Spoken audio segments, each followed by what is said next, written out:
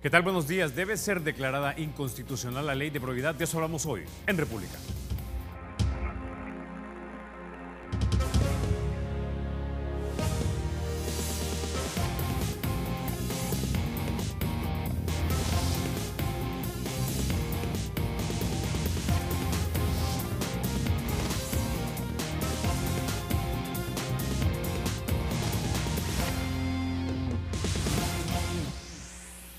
Bueno, la recientemente firmada ley de probidad por el presidente Sánchez Serén el pasado diciembre de 2015 fue por el momento suspendida por una medida cautelar de la Sala de lo Constitucional, luego que se interpusiera un recurso de inconstitucionalidad el pasado jueves. Los que le interpusieron fueron el grupo gestor.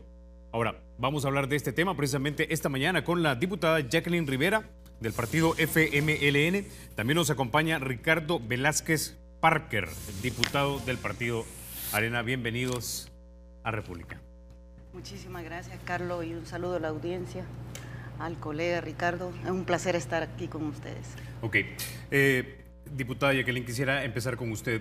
¿Debió haber sido firmada en primer momento esta ley? Se había cuestionado incluso cuando estaba en discusión porque se percibía de que carece de los dientes o los instrumentos suficientes como para efectivamente combatir o tratar de investigar el enriquecimiento de funcionarios corruptos. Bueno, mira, esta es una discusión que data del año 2003, para los que dicen que se aprueba de manera expresa, cuyo procedimiento para la discusión formal comienza en la legislatura anterior, es decir, tenemos un poco más de 3 años de estar ya viendo el tema de la redacción del articulado. Y yo no quisiera emitir opinión si yo creo que debió de aprobarse o no. Yo más bien someto al escrutinio del ciudadano, que es quien al final debe de decir los aciertos y desaciertos cuando se toma una decisión de esta naturaleza, y hago 2 comparaciones nada más, solo para someter a discusión la mejoría que a nuestro juicio se ha dado al tema de probidad. En primer lugar, el país no tiene una ley de probidad. Es decir, es primera vez que tiene una ley de probidad, que es muy diferente a la ley que actualmente rige, que es de enriquecimiento ilícito. Y pongo una primera diferencia. La ley actual vigente solo regula el incremento patrimonial que un funcionario pueda tener producto de la defraudación de la hacienda pública. Es decir, a un funcionario se le puede extinguir el dominio de esos bienes que no haya podido justificar, siempre y cuando los bienes han sido obtenidos a costillas o a causa del robo al Estado. Ese es un primer elemento.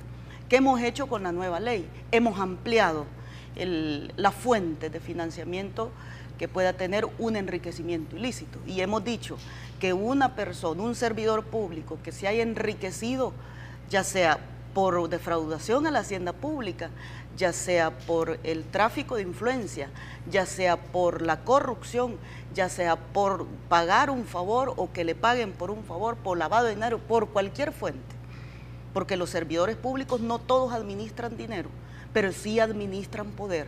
Y en el ejercicio del poder pueden hacer actos que beneficien a ellos propiamente o a sus allegados. Es decir, la ley amplía la fuente de enriquecimiento ilícito. A mí me parece que eso es positivo. Actualmente se reduce, insisto, al enriquecimiento ilícito que tenga origen de defraudación a la hacienda pública.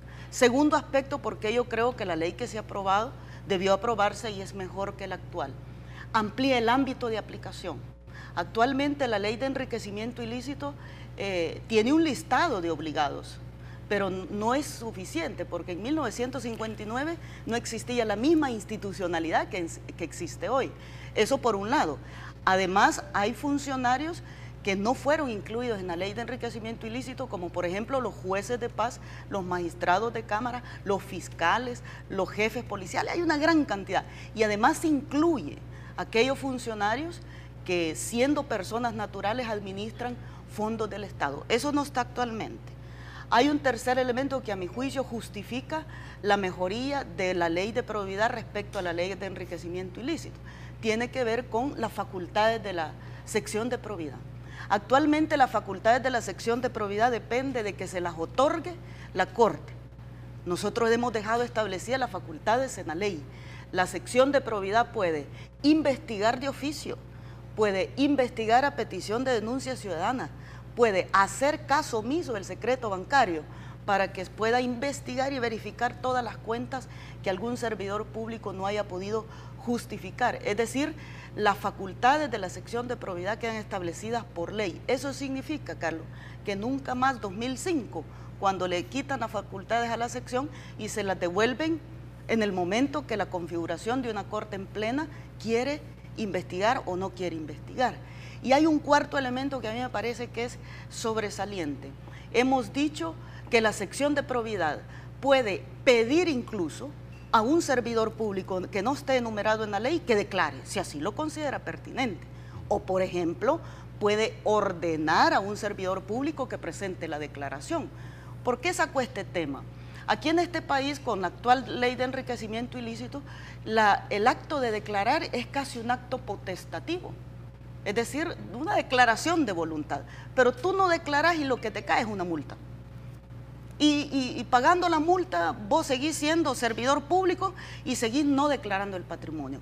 Con la nueva ley de probidad le hemos dicho a la sección de probidad que puede ordenarle a un funcionario que no declare, que presente su declaración, y si no presenta su declaración, si se niega, le cae multa, le comienza una investigación penal para determinar la licitud de sus ingresos y además se manda el expediente al juez de extinción de dominio para que sea el juez de extinción de dominio que inicie el procedimiento de extinción de todos los bienes que no haya podido justificar. Eso no está actualmente como una obligación. Y si no, yo pregunto, si eso estuviese como una obligación, ¿por qué no le han obligado a Francisco Flores que presente su declaración? Y a todos sus... Y así hay otros, pues, pero el más emblemático y que está siendo procesado es Francisco Flores. Okay. Y no presentó su declaración en el 2005 y no la sigue presentando. Quisiera traer al diputado Velázquez Parker porque entiendo que básicamente la ley tiene todo eso que probablemente no sea cuestionado por el grupo gestor. Sin embargo, para gatillar esas investigaciones, parece que los mecanismos son demasiado, no sé si decir relajados o laxos. El poder, por ejemplo, que se le da a la Sala de lo Civil para poder iniciar esos procedimientos, o la concentración del juicio penal exclusivamente a cargo de la Fiscalía. Ricardo Velázquez Parker. Carlos, yo siempre que estoy en la entrevista contigo parto de una zona que a mí me da mucha tranquilidad y es el título de la entrevista, República. La República establece pesos y contrapesos desde su concepción filosófica. Y esto es lo que estamos atestiguando en este momento y me da mucho gusto tener la oportunidad de debatir con Jacqueline, mi colega de la Comisión de Legislación y Puntos Constitucionales, porque aquí no vamos a emitir juicios de valor a priori. Ambos pertenecemos a la comisión que ha estado estudiando la iniciativa de la ley de probidad. Ambos somos abogados y eso nos da de alguna forma la solvencia de articular desde nuestra posición cómo se dieron las cosas. Va a ser el televidente el que se va a dar cuenta de los argumentos que lo convencen para emitir su propia opinión y su criterio. Los políticos lo que intentamos hacer es traducir al lenguaje de la ciudadanía qué es lo que estamos gestionando, aunque sea eminentemente jurídico, el contenido de la sentencia. Es complicado, porque es una sentencia que manda a congelar los efectos de esta ley de probidad que fue aprobada con los votos del FMLN, GANA y PCN. Alianza Republicana Nacionalista se abstuvo en la plenaria y mantiene vigente la ley sobre el enriquecimiento ilícito de los funcionarios y empleados públicos. Esta ley, que sigue funcionando mientras se encuentra en suspenso en la Sala de lo Constitucional la pretensión del grupo gestor, es una ley obsoleta. No tiene dientes, no resuelve nada, se presta a que el funcionario se burle de la ciudadanía, decidiendo si emite o no emite la declaración de patrimonio que le corresponde. Y lo que estaba buscando el grupo gestor, nosotros le dimos iniciativa de ley como Alianza Republicana Nacionalista, coincido con Jacqueline, el tema lo estaban analizando en la Asamblea Legislativa de hace ratos, no había prosperado, no había llegado a una situación en que pudiera darse un dictamen favorable. Y el grupo gestor está conformado por distintas aglutinaciones, FUSADES, la Iniciativa Social de la Democracia, FUNDE, Transparencia Internacional, la Universidad Francisco Gavidia, para mí actores relevantes de la realidad nacional. Y te quiero decir algo categóricamente, es agresiva, es profundamente agresiva la iniciativa que ellos nos acercaron al grupo parlamentario de Alianza Republicana Nacionalista. Algunos elementos a mí no me gustan. ¿Querés que te dé uno? Mis parientes tienen que dar declaración patrimonial. ¿Qué pasa si un funcionario tiene un medio hermano, un primo con el que nunca ha tenido ninguna relación, entendiendo lo complicada que es la relación familiar y la situación de migración que vivimos todos los salvadoreños? Tenemos parientes a los que ni siquiera hemos saludado. Y entonces, esto es agresivo. Sin embargo, nosotros estuvimos de acuerdo en dar la iniciativa de ley. Y a mi juicio, este es un juicio de valor. Jacqueline puede pensar diferente, pero esta iniciativa, que era mucho más coercible que la actual ley sobre enriquecimiento ilícito, de lo que se discutió a lo que salió aprobado, hay un retroceso. Si la ley de enriquecimiento ilícito es obsoleta, lo que produjo la Asamblea Legislativa es un retroceso, y te lo digo puntualmente. Tiene razón la Sala de lo Constitucional, y yo empecé hablando de los contrapesos.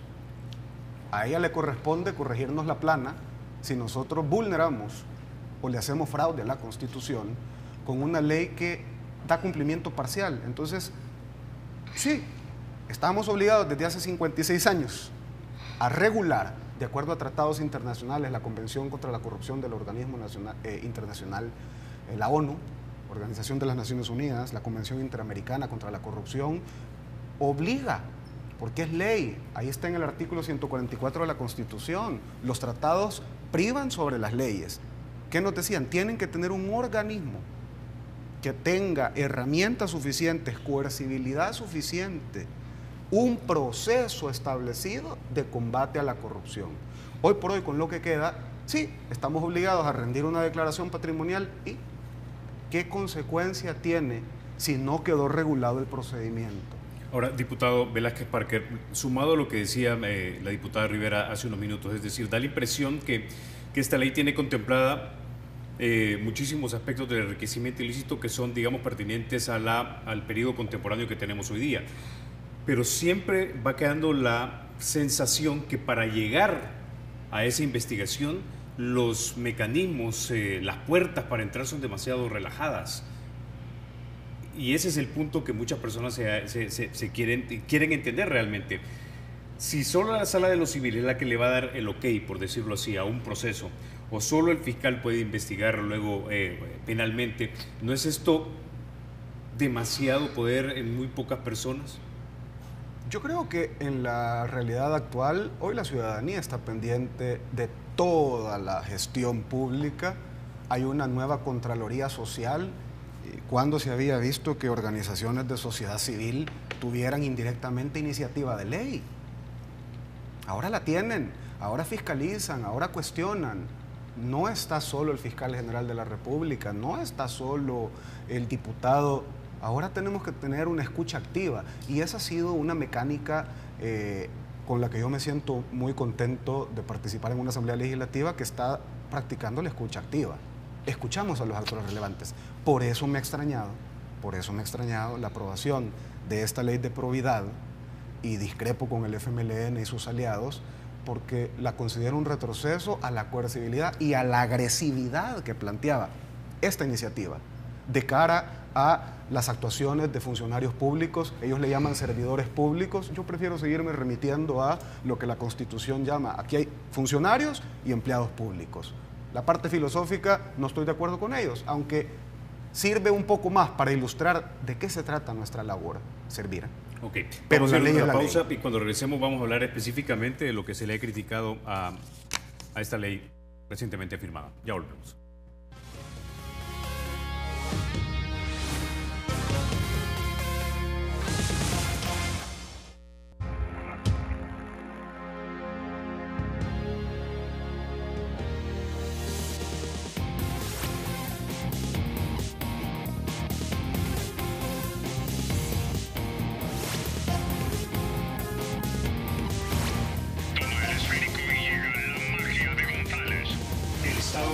será siempre libre e independiente y no será jamás el patrimonio de ninguna familia ni persona.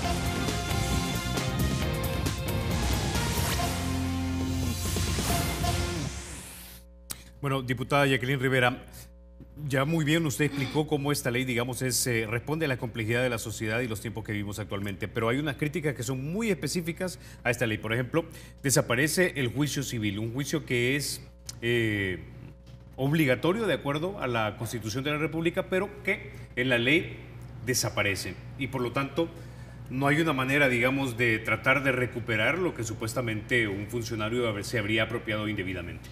Bueno, antes de contestarte a eso, yo quiero reiterar 3 cositas, más allá de algunas publicaciones que se hacen que se sacan fuera de contexto. Yo he sostenido siempre, en primer lugar, el servidor público que no presenta la declaración o que habiéndola presentado tiene inconsistencia o que simple y sencillamente se verifica que se le ha incrementado el patrimonio. Cualquiera de esas 3 circunstancias, este servidor público, de acuerdo a la actual ley, puede tener 3 consecuencias. 1, la multa, no se la quita, y no de $500, le pueden caer hasta 40 salarios mínimos. 2, el inicio del procedimiento de extinción de sus bienes. Y 3, la investigación penal para demostrar si el enriquecimiento ha sido producto de algún ilícito. Yo quiero dejar reiterado eso porque eso es lo que establece la ley. Se cuestiona de que no tiene el juicio civil de enriquecimiento ilícito. Nuestra Constitución no define una naturaleza del juicio civil. Es decir, no dice si el juicio civil puede ser llevado por una sala, por una cámara, por la corte. No lo dice de manera, sino que solo establece que el juicio civil de enriquecimiento ilícito puede ser llevado supervisado por la Corte Suprema de Justicia. Estoy parafaseando. ¿Qué es lo que nosotros hemos hecho? No lo hemos omitido. Y allí quiero yo llegar a algunos temores que a mi juicio se manifiestan en el cuestionamiento que se le hace a la ley. En primer lugar, nosotros lo que hemos hecho es conectar la ley de probidad con la ley de extinción de dominio. Cuando fue aprobada la ley de enriquecimiento ilícito, nosotros no teníamos una ley de extinción de dominio, que dicho sea de paso, es la única ley en este país que tiene efecto retroactivo. Es decir, solo a través de la ley de extinción de dominio nosotros podemos investigar el patrimonio de una persona, más allá si es servidor público o no, del pasado, sin límite de tiempo, solo con la ley de extinción de dominio. Entonces hemos dicho nosotros, si la sección de probidad verifica y de toda la información que ha sacado concluye de que allí hay un incremento patrimonial que no se ha podido justificar, hace 2 cosas. Inmediatamente notifica a la Fiscalía para que verifique, como sucede hoy, porque hoy eso es lo que se hace, porque la Corte no le puede ordenar a la Fiscalía, pero sí debe de hacer saber a la Fiscalía, por tener el monopolio de la investigación penal, que inicie la investigación penal. Y además le notifica a la Fiscalía para que inicie el proceso de extinción de dominio, porque en la ley de extinción de dominio dejamos establecido que quien inicia el procedimiento de extinción de dominio es la Fiscalía General de la República. Así ha quedado establecido. Entonces, ¿qué hemos hecho nosotros del juicio civil de enriquecimiento ilícito? Lo hemos ampliado, porque actualmente, reitero, el juicio de enriquecimiento ilícito que se sigue solo se circunscribe al patrimonio que ha sido obtenido de manera ilegal producto de la defraudación a la hacienda pública. Cuando hacemos la conexión con la ley de extinción de dominio, ¿verdad? Cuando hacemos la conexión con la ley de extinción de dominio, lo que estamos es ampliando para que el Estado pueda ir a verificar aquel patrimonio que también no ha sido adquirido producto de la defraudación de la hacienda pública, pero cuyo incremento no puede justificar porque ha sido adquirido producto de la corrupción. Ahora, diputada Rivera, si un funcionario no puede realizar lo que no explícitamente está escrito en la ley, ¿por qué no quedó en la ley escrito que debía seguirse un juicio civil? Es decir, y luego la siguiente pregunta que le voy a hacer es, ¿en qué parte de la ley está conectado con la ley de extinción de dominio? Porque intuyo que tiene que quedar eso explícitamente. Sí. Te comienzo por el último. Cuando el servidor público presenta la declaración, la sección de probidad, sin distinción de nada, verifica. Verifica la información, constata, bueno, esto está bien, no está bien, inicie un procedimiento de constatación de la información, pide información de oficio, es decir, tiene todas esas facultades. Una vez la sección de probidad termine ese procedimiento y dice, aquí no me has podido justificar, este patrimonio tuyo se ha incrementado y no me has demostrado de dónde lo has obtenido. Es decir, no es del emolumento que tú recibes como servidor público, ni de las empresas que puedas tener, de nada. Entonces le dice a la sala, mire señores de la sala, yo determino de que este señor no ha cumplido y que se le imponga una multa.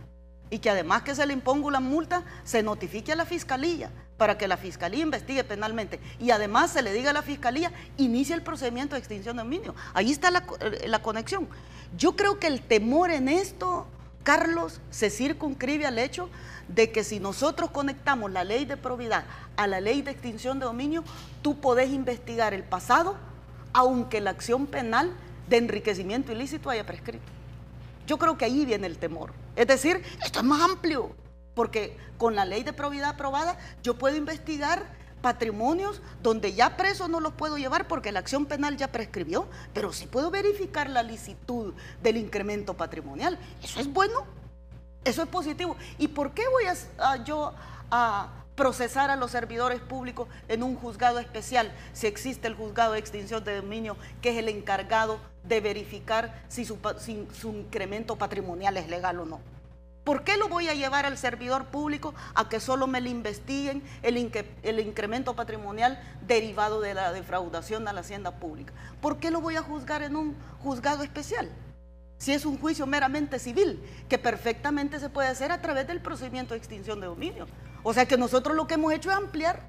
Para mí, mi conclusión de los temores en esto es que la ley de probidad conecta con la ley de extinción de dominio y podemos investigar el pasado, el presente y el futuro. Y además tiene otra característica: no se deja a discreción de 2, 3 o 4 magistrados decidir a quién se investiga. Aquí hay que investigar a todos, por orden de llegada debe ser. Usted presenta la declaración, por eso hemos dicho que la sección debe de reforzarse, debe tener más colaboradores para que tenga capacidad de investigación inmediata. Son más de 25.000 declaraciones las que recibe, y esas 25.000 declaraciones debe de verificarla en igualdad de condiciones. Okay. Quisiera preguntar entonces al diputado Velázquez Parker lo siguiente, una vez más, en línea con la primera pregunta, ¿debería haber quedado explícito en la ley que se conectara el juicio civil? Y dos, en el anteproyecto de ley del grupo gestor, ¿estaba conectada esta ley con la ley de extinción de dominio de tal manera que, como dice la diputada Rivera, se pudiese investigar fortunas malavidas en el pasado? Mira, desgraciadamente nosotros tenemos como abogados que comprender conceptos de jurisdicción y competencia. A veces la ciudadanía queda un poco confundida por conceptos que se maquillan de justicia, pero que vienen a implicar un desorden en materia de seguridad jurídica. Jurisdicción y competencia significa que un juez de familia no se puede meter a ver cuestiones mercantiles. ¿Sí? Ambos tienen jurisdicción, ambos son jueces, pero uno tiene competencia en familia, el otro tiene competencia en la parte mercantil. Querer hacer ensalada de competencia, lejos de servir para dar certeza jurídica y seguridad jurídica y justicia, lo que hacen es enchivolar los procesos. Esa separación de poderes, de competencias, de jurisdicciones, es la manera sabia que tiene la República de evitar concentraciones de poder. Te voy a responder categóricamente: por mí que los agarren a todos. Yo no tengo colas que me pateen. Yo represento una renovación en la política. A mí me encantaría que todos los que tengan temas pendientes afronten procesos legales, afronten procesos para esclarecer si todavía queda alguna duda de sus gestiones. Me da igual si se pusieron chalecos de arena, si fueron directivos de la Asamblea Legislativa o presidente de la Asamblea Legislativa. Yo no estoy cuidando a nadie. Entonces, las dos preguntas: ¿debería quedar explícito lo del juicio civil? Y segundo, sí, efectivamente en el anteproyecto del grupo gestor estaba conectado con la ley de extinción de dominio. No lo estaba porque sería un problema de competencia. Sería un problema de competencia y precisamente está separado. Lo que sí te puedo decir es que este proyecto es muchísimo más agresivo que lo que se ha generado en la Asamblea Legislativa. Y te voy a decir cuestiones ya en lenguaje coloquial. Aquí están organizaciones de la sociedad civil con suficiente respaldo y respeto nacional como para que los tomemos en cuenta. Ellos son los que presentan la iniciativa. Emiten un estudio muy bien elaborado a mi criterio. Se les pasa la mano en ciertas cosas. Yo no me siento del todo cómodo con la redacción que tiene esto porque es demasiado agresivo. Yo que no he hecho nada malo ya estoy pensando, puchica, el resto de mi vida me quedo obligado a seguir rindiendo declaraciones sumamente agresivo. Y entonces, con el respeto para Jacqueline, solo el FMLN piensa diferente. Y piensa diferente a la sociedad civil, piensa diferente a universidades, piensa diferente a la Sala de lo Constitucional que está diciendo que esto es un retroceso, que es un fraude al artículo 240 de la Constitución, que no cumple con los tratados internacionales de los cuales El Salvador es suscriptor, que no se le da cumplimiento a un mandato constitucional que tenemos y que teníamos una orden de la Sala de lo Constitucional de legislar en la materia para darle cumplimiento a los tratados. Y resulta que solo el FMLN entendió la plana y lo que produjo está hecho, es decir, o todos los demás estamos locos y el FMLN es el único que tiene la verdad plena y absoluta, o mejor volvámonos a sentar a discutir cuál es el contenido de esta admisibilidad que da la Sala de lo Constitucional, cuáles son las consecuencias jurídicas de esa admisibilidad, y tenemos 10 días, porque la orden que nos dan a las 11:30 del 11 de enero del 2016 es que tenemos 10 días hábiles para rendir un informe. Yo estaría más preocupado en ver qué informe vamos a rendir como Asamblea Legislativa para corregir la plana, que en estar queriendo hacer una ensalada de competencias dentro de una jurisdicción que justamente pueden verse muy bonitas, que suenan muy bonitas. Aquí seamos retroactivos, aquí vayámonos hasta la época de la colonia, pero esta sí es crítica puntual para el FMLN. Ellos están en el Ejecutivo, la población está sufriendo hoy y lo que queremos es herramientas que sirven para ahorita y dejemos de manejar mirando el retrovisor. Ok, tengo un par de preguntas para ambos, pero quisiera que empezar contigo para retomar una de las últimas ideas que dijiste. Pero Carlos, solo quiero que, porque no se respondió algo, quiero dejar claro. El grupo gestor en su propuesta, que es la que muestra el diputado Parker, no propone un juicio de enriquecimiento ilícito civil. Eso lo quiero dejar establecido, porque hoy se está cuestionando inconstitucionalidad, porque se omitió el juicio, en teoría, que ya dije yo cómo lo hemos resuelto, de enriquecimiento ilícito civil, y en su propuesta no hay un procedimiento. Entonces uno se pregunta, ¿por qué hoy se dan cuenta que debería de haber existido el procedimiento y cuando hicieron el proyecto no lo incluyeron? O sea, eso es cierto. Y si yo acepto la teoría de que los juzgados no se pueden hacer ensaladas entre jurisdicción y competencia, la Cámara de lo Civil, que es la que conoce de los procedimientos de enriquecimiento ilícito actualmente, no solo conoce de eso.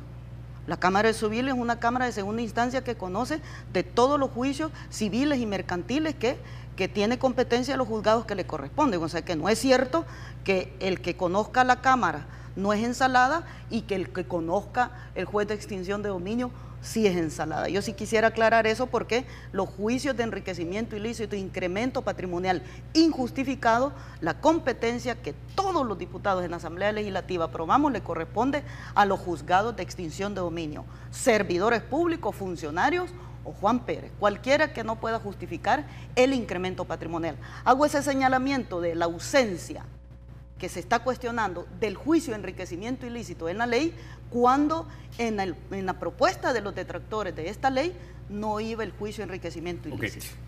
Me voy a hacer eco entonces ahorita de lo que escuchamos y de lo que leímos en la calle. Es básicamente que esta ley entonces, y aparentemente siguiendo la línea de la diputada Rivera, incluso el anteproyecto de ley del grupo gestor, es una ley de autoprotección para los funcionarios públicos que no quieren ser investigados por si hicieron fechorías durante su estadía como funcionarios. Yo no estoy de acuerdo con esa aseveración. Yo creo que podríamos seguir discutiendo la retroactividad de la ley en el plano constitucional, que es a donde corresponde. Y si queremos hacer un estudio filosófico, jurídico, de lo que implica la retroactividad de cara a tratados internacionales, de cara a cómo está redactada nuestra Constitución hoy por hoy, pues hagámoslo. Y si necesitamos 2 asambleas legislativas para hacer ese procedimiento, que suena monumental el esfuerzo, pues valdría la pena que alguien presente la iniciativa y veamos si tenemos la voluntad política para hacerlo. Pero es que yo no me puedo pelear con mi vocación y con mi carrera. Y yo soy abogado y soy político. Entonces yo no me puedo saltar el sistema actual constitucional de la iniciativa de ley y cómo llega a trasladarse una iniciativa, una intención. Nosotros hablamos del deber ser los abogados. ¿Debería de ser más justa la sociedad salvadoreña? Por supuesto. ¿Deberíamos de mirar hacia atrás en retroactividad? No está mala la idea, pero hay que tener sentido de urgencia y sentido de prioridad. Yo, en calidad de diputado en situación de oposición, lo que le sigo diciendo al FMLN es: ejecuten, legislen para ahora, ejecuten para ahora, resuelvan ahora. Si el FMLN tiene resultados, limita, minimiza mi capacidad de criticarles. Entonces, desviamos un poco la atención. No, es que aquí deberíamos de estar hablando de retroactividad y mirando hacia el pasado. Me imagino que en alusión a algún expresidente de Arena. Bueno, yo entiendo exactamente que mucha gente, funcionarios del FMLN probablemente, así como de las bases del FMLN, quisieran ver extinción de dominio de los bienes probablemente de los primeros presidentes del Partido Arena, el presidente Calderón Sol, del presidente Cristiani, el presidente Flores y hasta el presidente Saca. Yo quisiera la extinción de dominio de cualquiera que haya sido oído y vencido en juicio de acuerdo a las leyes, que haya cometido corrupción, el que sea. Yo quisiera verlo. Pero ¿tu valoración sobre esta ley es que protege de alguna manera no solo al expresidente Funes, sino a los anteriores? Absolutamente no. Mi valoración de esto es que el grupo gestor de la sociedad civil quiere dotar a la República de El Salvador de una herramienta constitucional de acuerdo a tratados internacionales que cumpla con los postulados de justicia fundamentales que aspiramos todos los salvadoreños, que limite la capacidad de hacer amaño y chanchullo de los funcionarios, servidores públicos, empleados públicos, como queramos llamarle, y que nos permita tener certeza jurídica de que aquí todos somos iguales ante la ley y funcionario o servidor público que la incumple, pues va a afrontar un proceso, que afronten un proceso. Distintas evaluaciones que hacemos los grupos parlamentarios. Nos podemos ir a la filosofía de cómo deberían de ser las cosas, pero sí te quiero decir algo. Hoy, en el ahorita, hay 13 procesos pendientes que la Corte en pleno le ha dado paso, y con esta resolución que saca la Asamblea Legislativa, eso queda congelado, porque se hace una ensalada de jurisdicción y competencia donde de alguna forma quedan protegidos, y ahí está incluido el expresidente saliente. Entonces, yo no quiero ver para atrás. Te lo digo, agarremos los parejos a todos, pero debíamos de tener la responsabilidad de generar una ley de probidad que cumpliera con dos requisitos: que estuviera de acuerdo a los tratados internacionales ratificados en materia de corrupción, que tienen, por así decirlo, en Estados Unidos le dicen el benchmarking. Esto se llama las mejores prácticas en derecho internacional que debe cumplir una república sana. Okay, me está pidiendo la pausa, pero quiero ir antes con la diputada Jacqueline Rivera, porque también la percepción que existe es que la ley, así como fue firmada y aprobada, protege a funcionarios como el expresidente Funes o el expresidente Reyes. Al contrario, y yo quisiera, bueno, yo debo de entender que el diputado Parker no conoce todo el contenido de la ley porque no estuvo al menos en las últimas 2 jornadas de discusión. Debo entender y que por eso no se responde a las preguntas que se hacen, sino que se va por otros temas. En primer lugar, no es cierto que hay 13 juicios que ha ordenado la Corte que se investigue, porque ¿cómo funciona actualmente la sección de probidad? ¿Cómo funciona? Hay 2 magistrados que hoy ya lo incrementaron a 5. Hoy son 5, pero hay 2 magistrados que son los que han estado diciéndole al jefe de la sección de probidad: a este investigar, a este sí, a este no. La Corte solo ha ordenado investigación de 2. El resto de procesos están siendo investigados en la sección de probidad, que con la ley de probidad aprobada, Carlos, deberán de seguirse investigando. Nadie ha dicho que eso se va a quedar así olvidado y que no. Al contrario, esos procesos que están siendo investigados y que ya inició la sección de probidad con esta ley que está vigente, deben seguir siendo investigados, y hoy facultamos para que se investigue no solo lo que hizo en el ejercicio de sus funciones, sino en el pasado. Eso es positivo, creo yo, porque le damos la oportunidad al pueblo salvadoreño, que es a quien nos debemos, a que conozca al menos la verdad. Aquí nadie conoce la verdad de lo que ha pasado, del uso de los fondos de la ciudadanía, de donaciones, de préstamos, de privatizaciones. Yo creo que tiene derecho. Al menos la ciudadanía, pienso yo que tiene derecho. Entonces, ¿qué hemos hecho nosotros? Los juicios que están siendo procesados se van a seguir procesando, pero lo que le estamos quitando con la ley de probidad es la discrecionalidad que hoy tienen un grupo de magistrados nada más. Ellos deciden a quién investiga. Hoy le estamos diciendo al jefe de la sección de probidad que quien debe de decidir a quién investiga sea el jefe de la sección de probidad. ¿Por qué le tenemos miedo a eso?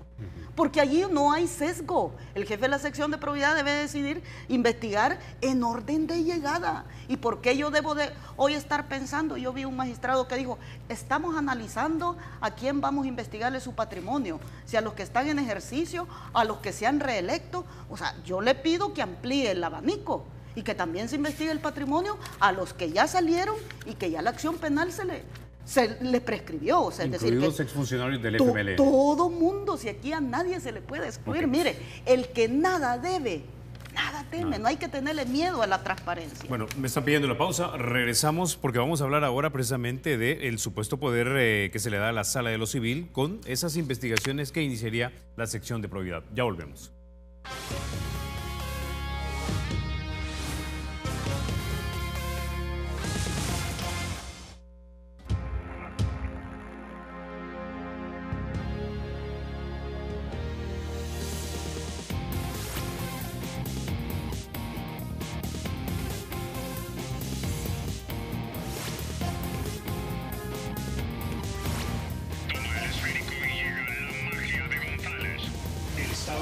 Será siempre libre e independiente y no será jamás el patrimonio de ninguna familia ni persona.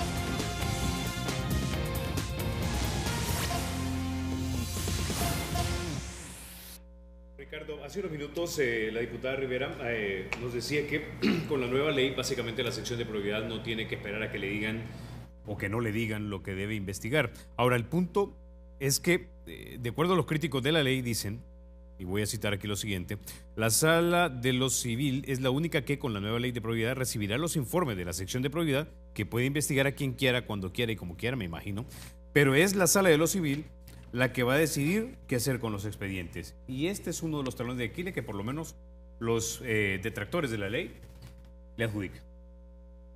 Mira, hay diferentes valoraciones, algunas incluso políticas de quién tiene controles en algunos pasillos y salones de la Corte Suprema de Justicia. La Corte Plena,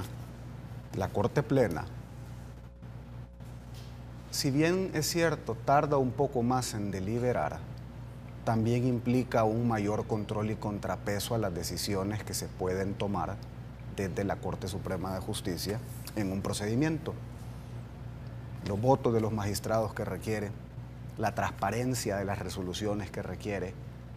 Es más difícil amarrar a una Corte Plena que a una sala. Lo digo con respeto para la Corte Suprema de Justicia, pero casos conocidos son de la opinión pública. Al final, nosotros tenemos un cuadro comparativo, una matriz, que va tocando punto a punto el proyecto que tenía medio engavetado la Asamblea Legislativa, la iniciativa del grupo gestor de la Ley de Probidad. Y ahí puedes ir viendo comparativamente desde el nombre, desde el objeto, desde el procedimiento, desde el ente rector, las facultades que tiene el ente rector. Y te lo digo categóricamente, es mucho más agresiva, es mucho más coercible, es mucho más apegada a tratados internacionales y a la Constitución. La iniciativa que presentamos, Alianza Republicana Nacionalista, en colaboración de este equipo gestor, que lo que salió, si lo que salió fuera constitucional, de acuerdo a tratados internacionales, eficaz, no tendrías a la Sala de lo Constitucional dándole admisibilidad. Y yo vuelvo a hacer la pregunta, parece descabellado que le dediquen tantas horas, hombre, tantas instituciones de prestigio, a emitir una herramienta que me limita a mí como funcionario, para que vengan ahora a pronunciarse de la forma categórica y con la pretensión constitucional y con el efecto que da la Sala de lo Constitucional. Muchos aquí miran a la Sala de lo Constitucional como el último garante de los contrapesos en la República de El Salvador actual. Han sido parejos, no atienden ni para unos ni para otros, sino que se limitan a lo que constitucionalmente interpretan. Te voy a añadir otra idea de uno de nuestros televidentes, Jim Vázquez, dice lo siguiente: los que interpusieron la demanda no quieren que les quiten el secreto bancario. ¿Es cierto esto en esa ley? Mira, desconozco en qué contexto lo dice. Te voy a decir qué veo yo. Esta ley incluso tiene la potestad y la facultad de destitución del funcionario que incumpla la presentación de la declaratoria de probidad, de la declaración jurada que está obligado a emitir. Imagínate qué bonito. Es que ya no solo ponerle multa y el que tiene pisto pues la paga y se burla y le da igual. Es que el que no la presente, además de la multa, y si no puede justificar las razones por no haber cumplido con el plazo, que lo destituyan, porque se está burlando de la obligación que tiene. Así de agresivo es este volado. Y sin embargo, solo se queda el FMLN y sus aliados pensando diferente. Yo dudaría mucho que connotados abogados académicos de trayectoria, de prestigio, constitucionalistas, de derecho administrativo, que aglutinan estas organizaciones, estén equivocados, y te lo digo con respeto, pero te lo digo, no puede ser que solo el FMLN y sus aliados tengan la verdad absoluta en materia de probidad cuando algunos de sus aliados están señalados por cuestiones efectivamente de competencia de probidad. Entonces, los líos son ahorita, las urgencias políticas son de ahorita.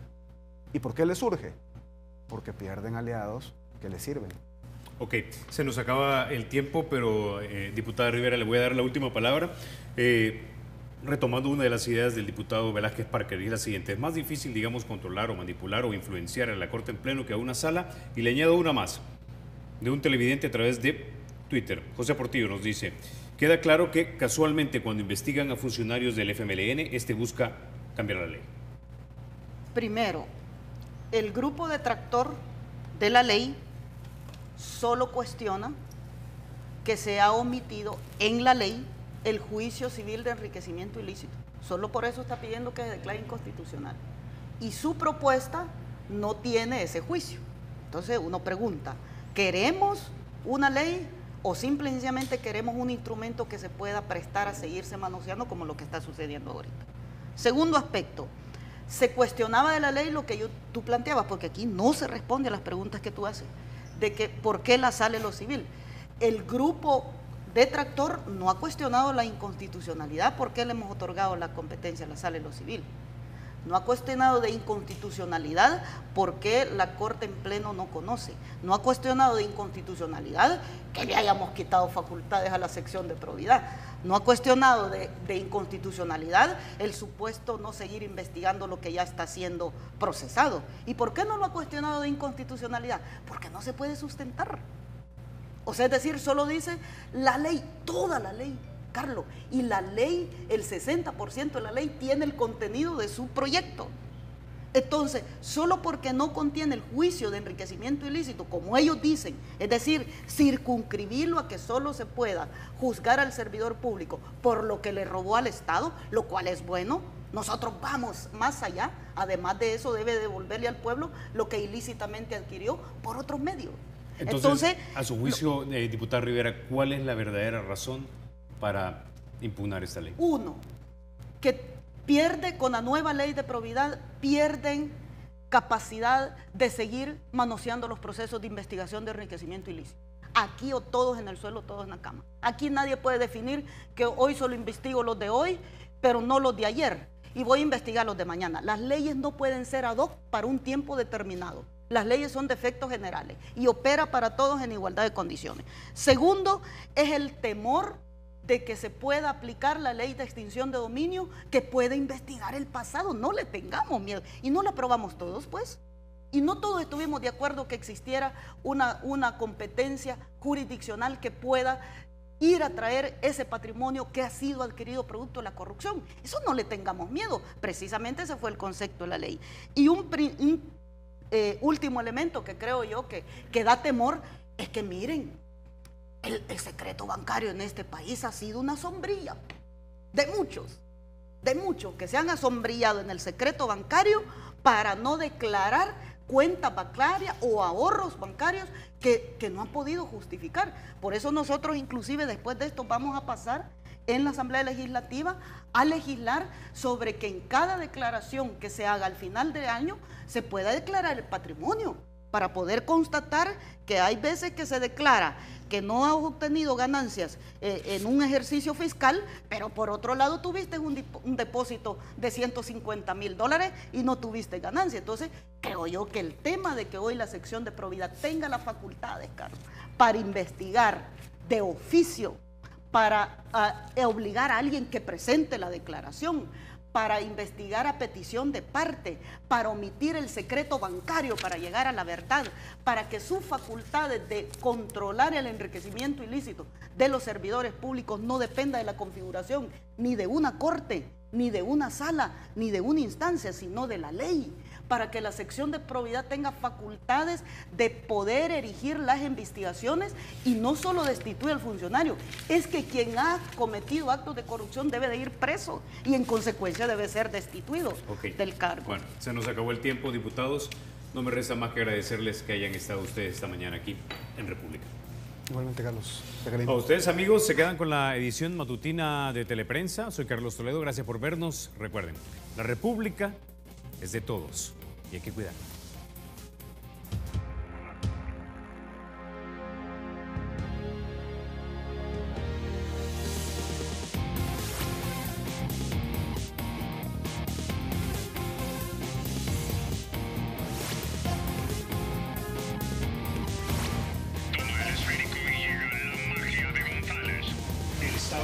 Será siempre libre e independiente y no será jamás el patrimonio de ninguna familia ni persona.